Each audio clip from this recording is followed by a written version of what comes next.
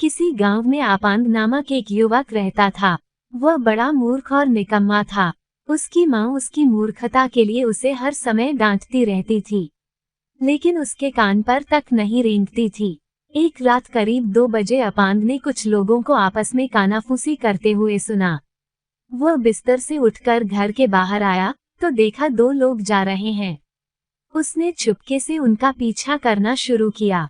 मौका देखकर उसने एक आदमी का हाथ पकड़ा और पूछा, इतनी रात को कहाँ जा रहे हैं? आदमी ने घबराकर जवाब दिया, चोरी करने। क्या तुम भी साथ चलोगे? जो कुछ मिलेगा आपस में बांट लेंगे। अपांग को चोरी क्या होती है ये कुछ भी मालूम नहीं था, फिर भी उसने सोचा कि यदि इस कार्य से कुछ मिल जाए तो उसकी माँ जरूर खुश हो जाएगी, माँ और नहीं डांटेगी। ये सोचकर उसने तुरंत हामी भर दी। कुछ दूर चलने के बाद एक बड़ी इमारत दिखाई दी। किसी धनवान का घर जानकर तीनों ने सेंधमारी करने का फैसला लिया।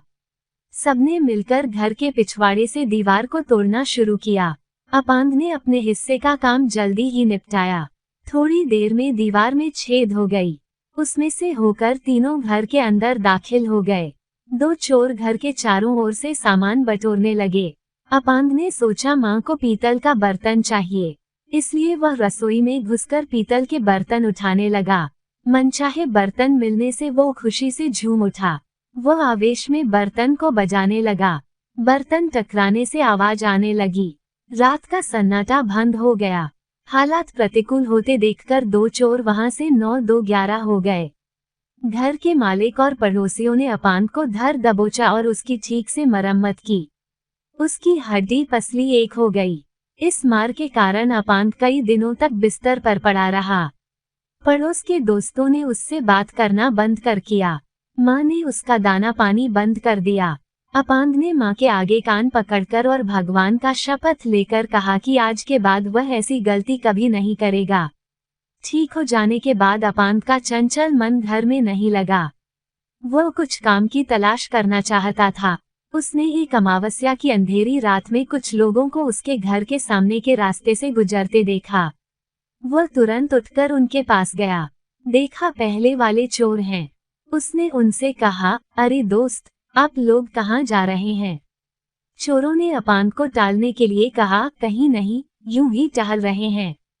अपांग ने साथ चलने को कहा तो दोनों ने पहले वाली घटना को याद दिलाया कि किस प्रकार उसकी नासमझी के कारण वे मुसीबत में फंस गए थे।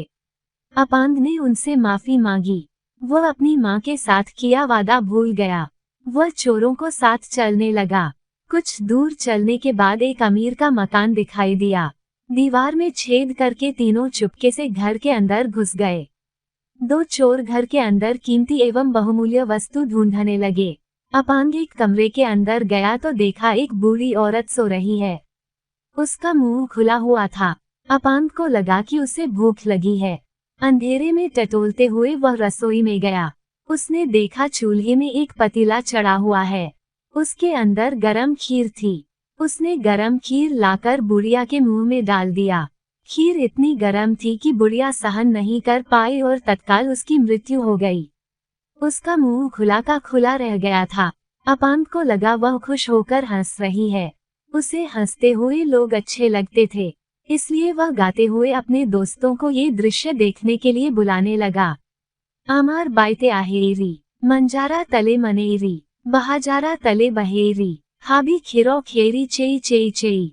भावार्थ, हमारी दादी हंस रही है, मन के पेड़ के नीचे सोती है, बांस के नीचे बैठती है, खीर भी खा लेती है, देखो देखो। उसके साथी ने हालत की गंभीरता भांप ली। मालिक के जगने से पहले वहां से दुम दबाकर भाग गए। मालिक और आस पड़ोस के लोगों ने अपांग को दबोचा। पहले तो उसकी खूब धुलाई की, उसके बाद पंचायत बैठी। पंचायत ने उसे उम्र कैद की सजा सुनाई।